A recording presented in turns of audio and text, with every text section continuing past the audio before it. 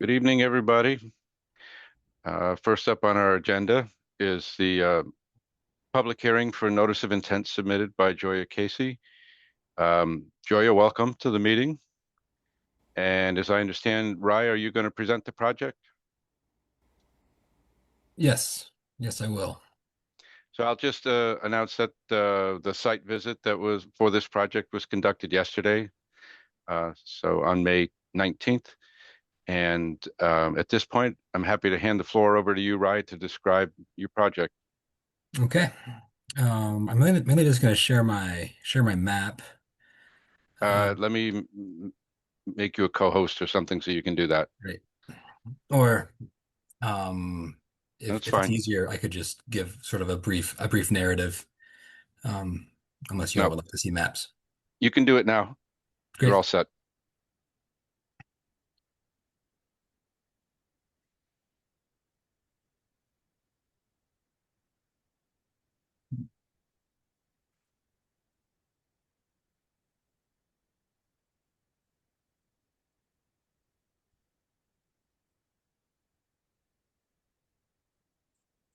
Okay. So this NOI that we submitted is requesting a permit to conduct control of invasive species along two unnamed tributaries off of Chestnut Plain Road. Um, the actual project area is pretty extensive, but the majority of it involves treatment of invasives on sort of dry, rocky um, uplands. The the resource area that has brought us to this meeting is highlighted in the red hashes here, showing the 200-foot buffer around these two um, tributaries. And these are, I believe, appear to be artificial tributaries. Um, Hard to say the actual, the origin, but likely the result of mining activity or agricultural activity. Um, the invasive species that we're going to be managing include bittersweet, barberry, privet. I believe there's some honeysuckle on there as well. But the primary species that we'll be dealing with is going to be Asiatic bittersweet. Because of the nature um, and the growth forms of these plants, this year we are planning two initial, well, one initial treatment with chainsaws where we'll cut vines and large shrubs and treat the surfaces with triclopyr concentrate. And then later in the season, we will bring in battery-powered backpack sprayers and treat the foliage below head height with a dilute herbicide solution, which will be a mix of a glyphosate-based herbicide, a triclopyr herbicide, and another herbicide called Escort XP, which is particularly effective at battling rows. And there's a couple adjuvants in that mixture that control pH of the solution and help cut through the waxy coating of the plants. Just they're added to make the solution a little bit more effective. Um, we At this point, we're planning 2 years of invasive work. So this year we'll do our two treatments, and then we'll do another full year treatment in the following year. Um, at which point we'll assess the work and see if what we're doing is having any effect. And um, if it is, great. We're planning to move into more of a forestry focused um, project in this area. Sort of a bit of a um, re, re, rehabilitation um, forestry practices that are meant to sort of convert the site to more productive, diverse hardwoods. So this invasive project is sort of the first step into this longer forestry program that we're planning here for Joya.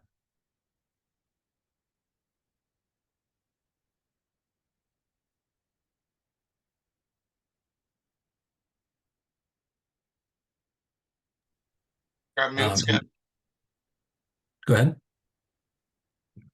I'm sorry.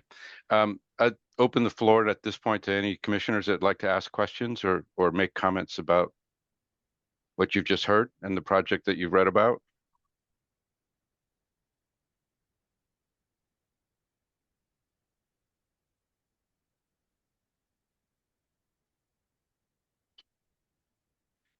All right, well, maybe I'll start things off. You listed a number of herbicides that you're going to be using, and I believe in your documentation you said that they're all on the sensitive areas list, approved for use in sensitive areas. So does that mean that you will be using these only in those areas that are resource areas, or and you're going to be using other herbicides outside of that, or for the entire site, whether it's dry or within our jurisdiction or outside of our jurisdiction, they're all going to be with herbicides that are on that list? Yes, we'll be using the same herbicide that I described in the narrative throughout the whole project. Um, yeah, that's just a very it's a very common mix that we use in and around wetlands and uplands. Mm. As you know, as I raised at the site visit, that there are wetlands on the site and as well as the streams, and that the streams appear to be intermittent, so there would be no riverfront area, resource area, but there would be, land underwater, banks, and bordering vegetated wetlands. In general, usually we expect to see a map where these resource areas are delineated, so we know, where you'll be working within our jurisdiction and where you're outside of our jurisdiction. And I have not yet received any comments from DEP. Have you gotten I have any not, response? No. nope, I haven't heard anything from DEP. So I suspect that DEP is going to want to see the delineations, the resource areas delineated, especially if you're going to require, if they need to issue you a license after you've received an order of conditions from the Conservation Commission. My guess is they're going to need to see that as well. Um, and we can sort of wait until we get the comments to sort of talk about it at the next meeting. We can't close the hearing tonight. We can't issue Hmm. any orders without hearing from DEP first and getting a file number. But one thing that occurred to me that I have not had a chance to look into, but I'll mention it to you in case you'd like to look into, is if this is all in preparation for, silvicultural treatments on the property. I wonder if it would fall under a, timber stand improvement, uh, to the extent that you could actually submit a forest cutting plan to cover the activities that you want to do. If it Yes. would, if it Yeah. falls under the, Chapter 132, the Forest Cutting Practices Act, and the DCR would allow you to submit a forest cutting plan that covered these activities, Hmm. then they would generally accept sort of a hand-drawn map or something that you could use to sort of approximate where the wetlands are. And if they are willing to issue you a cutting plan for Hmm. that work, that would then entitle you to the exemption under the forestry and agriculture exemption. Hmm. I'm just not sure if this fits. I haven't had a chance to look into it and read up on it, but if you were interested, you could always contact the service forester. I believe it's Sean Libby, Hmm. for this town. Just ask him what he thinks of the idea, and you can include me in some kind of email discussion if you want, so that as I can share what I've read up on and find, and we can see if that's a route that you can take. Yeah.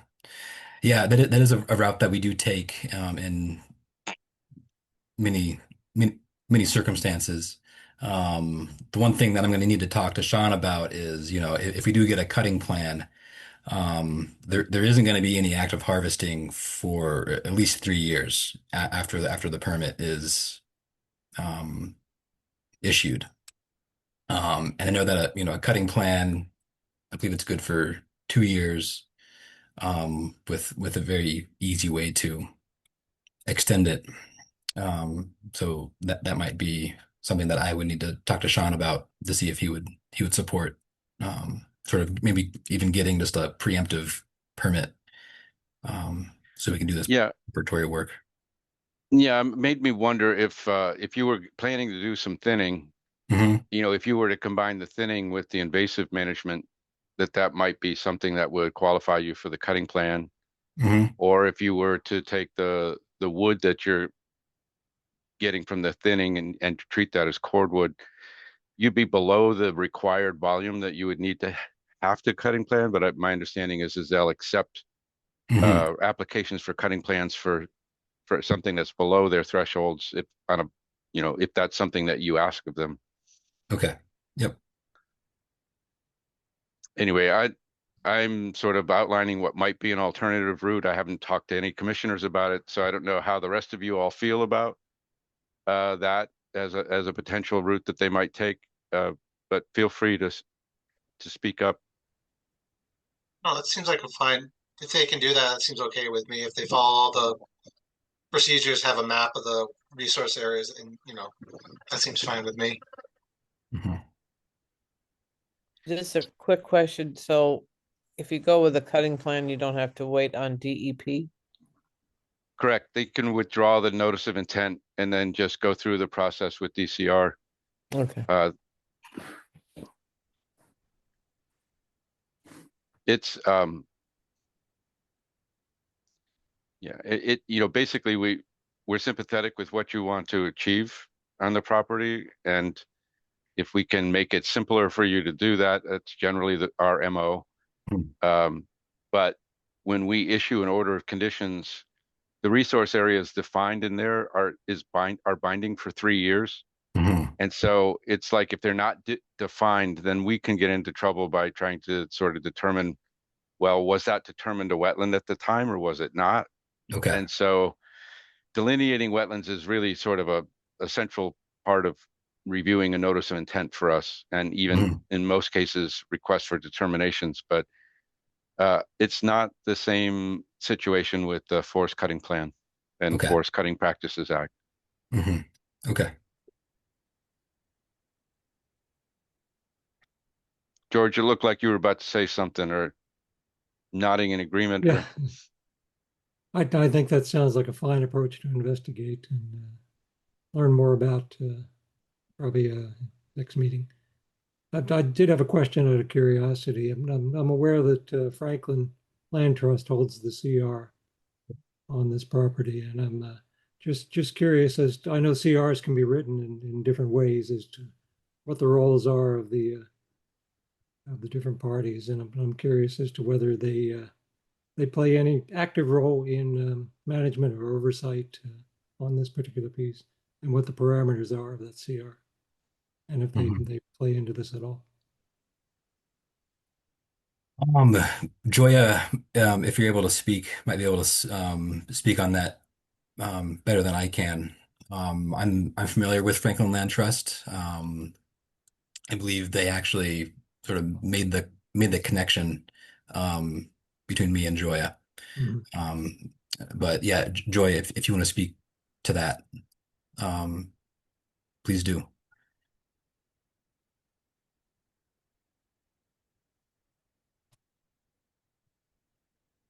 All right, I can let her jump in later if she would like. Okay. Yep. But yeah, in this case, I don't believe Franklin Land Trust um, per se has taken any active or taken on any of the responsibility for the management of the property. Sure. I wonder if you'd be willing, since we're going to be delayed until next month to try to, you know, make a decision on this. if you could get a letter from Franklin Land Trust just to confirm that they see this work as consistent with the conservation restriction, Hmm. and that way we know that they're Mhm. aware of it and that this is something that's allowable under the restriction. Hmm. It's a way of just avoiding misunderstanding. Sure. Exactly. Yep. Yep. I can do that. That'll be easy to do.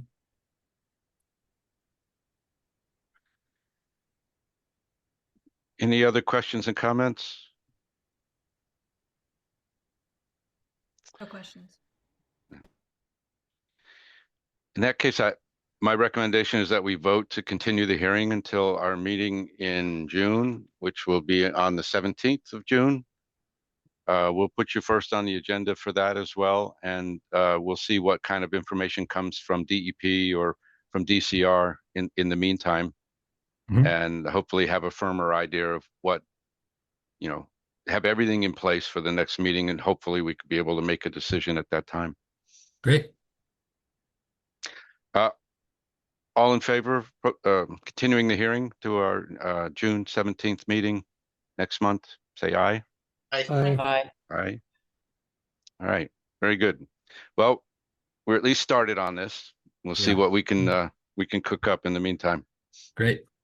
Well, thank you all for taking the time. Good night. All right. Take care. Take care. All right, everybody. It's good to see you again. The next order of business is approving minutes from our March 18th meeting. So as you may have seen in my note, we did not have a meeting in April because we failed to achieve a quorum.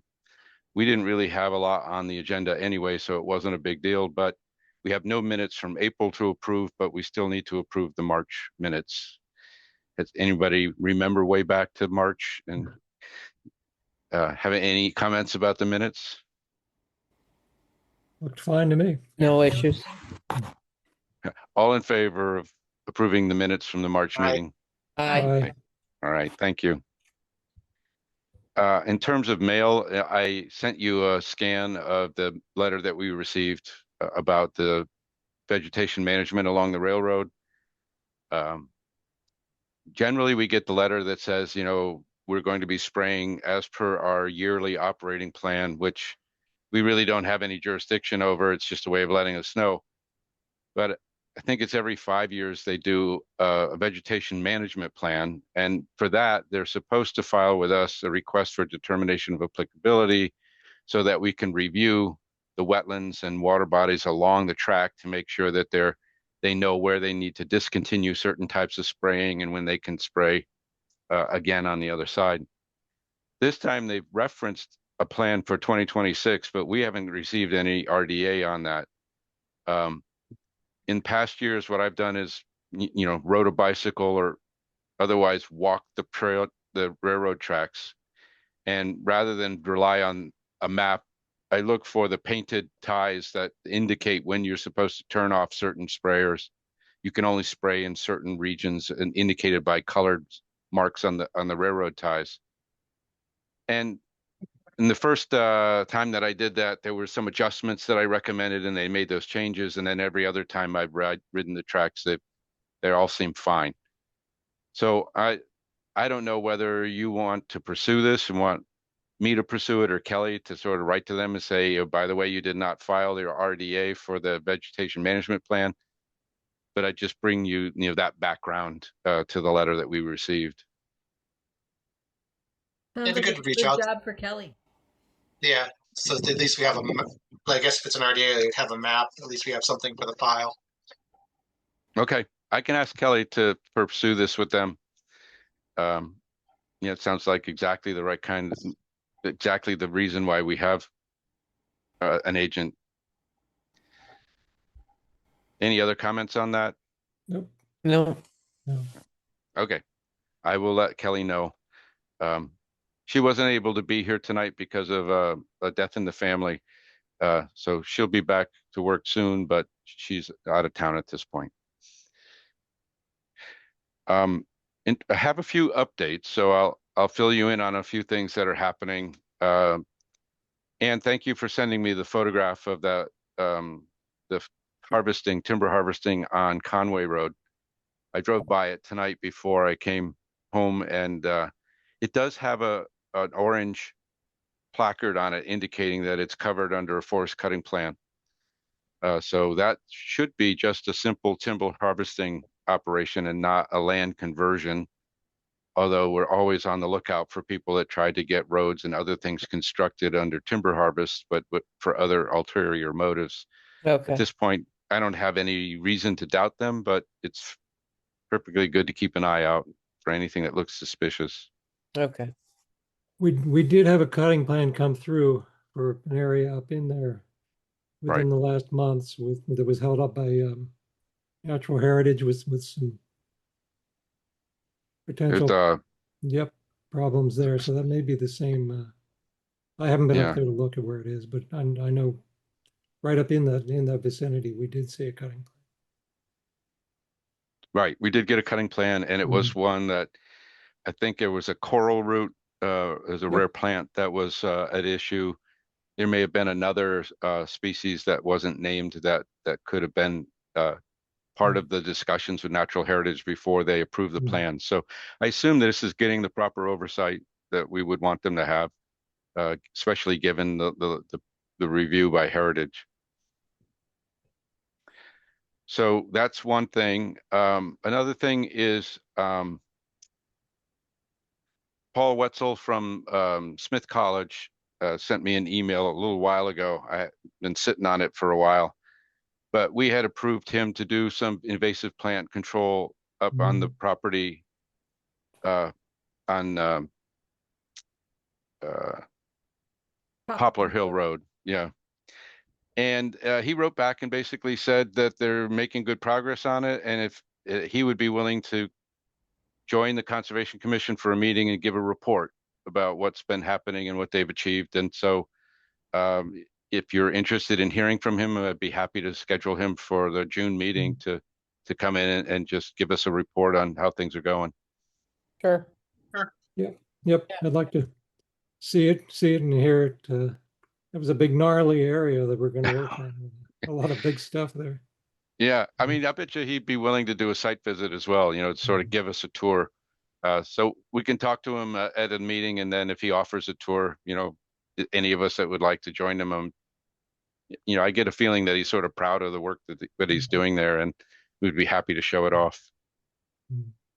Um, Tom Whitwin had contacted me at one point about a culvert under his driveway, and he just wrote back to say that it's been delayed, but it's going to happen. I think he may want to come.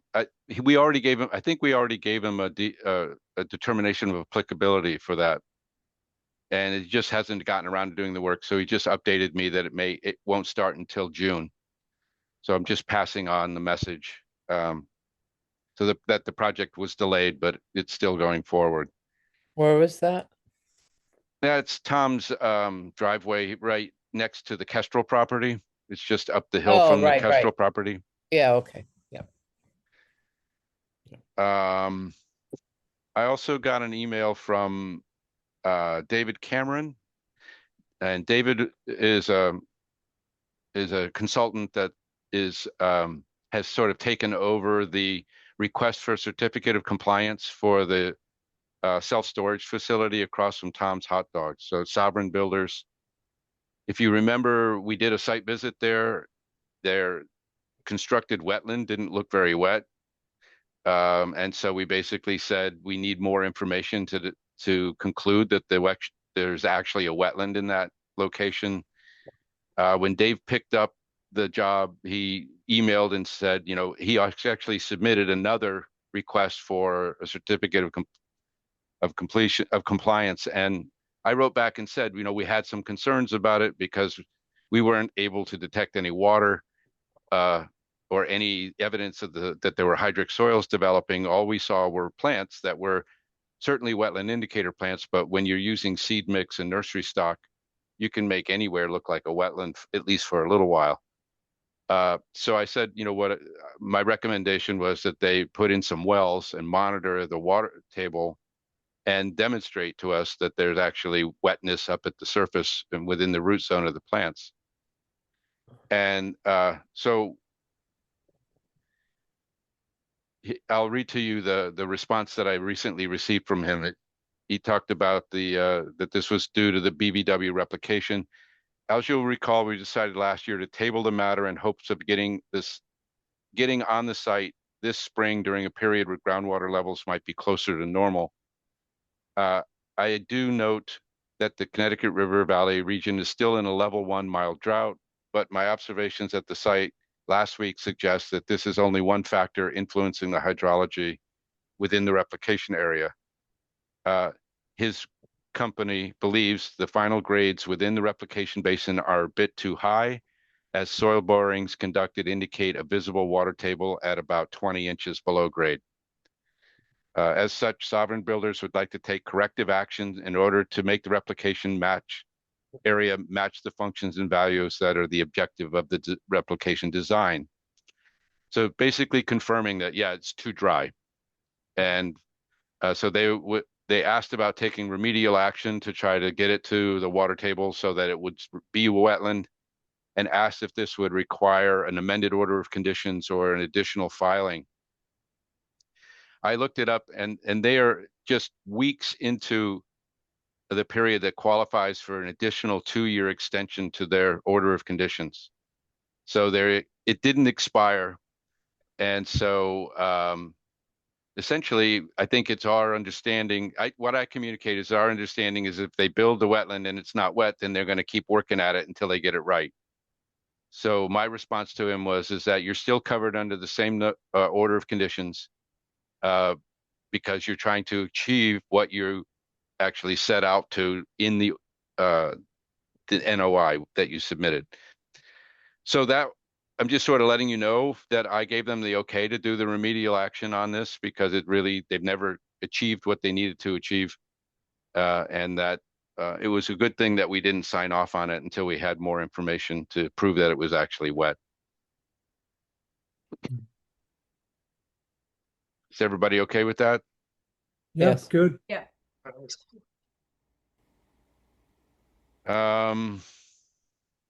Kelly and I are investigating a violation of the Wetlands Protection Act in town. I'm not going to say anything more about it now until we get a chance to talk to the landowner, but you can expect that this will probably come up at their next meeting. Potentially, there might be a site visit between now and then, but I'll let you know.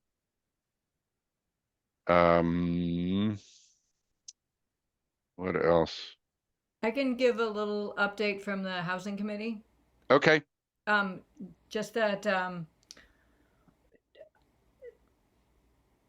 the old DeMaio property on State Road, we're still looking at whether there could be a development there, and we have hired Berkshire Design Group to do an engineering study that will involve delineating the wetlands, doing a perk test, and doing a topo map. And our most recent meeting, we met with Chris Chamberlain from Berkshire Design Group, and Scott and I told Scott that this was going to be happening, and he very generously offered to help in any way possible. And Chris said that he would that Ward Smith is going to do the wetland delineation, and he would share it with you, Scott, after it's done. Okay. So you can have a look at it. Sounds good. We'll wait and see if anybody bites on it. Well, right now we're trying to determine what's the largest development that land could support. Mm-hmm. Just technically, environmentally. Yeah. Because it has Thanks to be. for the report. It has to be big enough to be worthwhile for a developer to develop it, which would be like 35 units.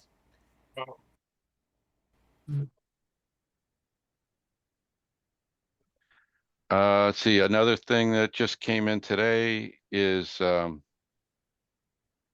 DOT is applying to the Board of Health for a declaration of an emergency so that they can trap the beavers from the Great Swamp Brook area near the Castaway. So they're still having problems with the beavers damming that up. And it sounded like their initial request was turned down by the Board of Health because they didn't provide enough justification of why it was required. And so what I'm seeing here is an email that went to Kelly that I was CC'd on. Board of Health meeting is going to be on Zoom. See attached. I don't have a date for the meeting. And so I don't know if anybody here wants to go to that meeting or not, but I'm just letting you know it's going to happen. If it's for trapping the beavers, it really doesn't fall into our jurisdiction in any way. It's more just if we want to, if you would like to comment personally on, the request. If they were talking about pulling out a dam, then that would come to us for, for some kind of permitting. So anyway, just passing on the information because I just got this email today. And I was trying to look through the information about the meeting and I don't see anything yet. Probably look it up on the town website. And I think that's it, for updates that I have. Anybody else have any business or updates that you'd like to discuss? No. Nope. All right. Well, I guess that does it for this month. There's a lot of irons in the fire out there, so it could be we might start getting really busy because there are people talking to me about, oh, do I need to file? And it's like, yes, you need to file. So at some point, some of those filings might come through. So just be aware that they're not all going to be short meetings like we'd had like for the last 4 or 5 months. That we might actually have to start doing our jobs again. Okay. All right, everybody. Thanks so much. And I'll see you next month or sometime in between if we have more site visits to do. See you then. All right. Thank you. Yay. Good night. Right. Thank you. All Good right. night. Good night.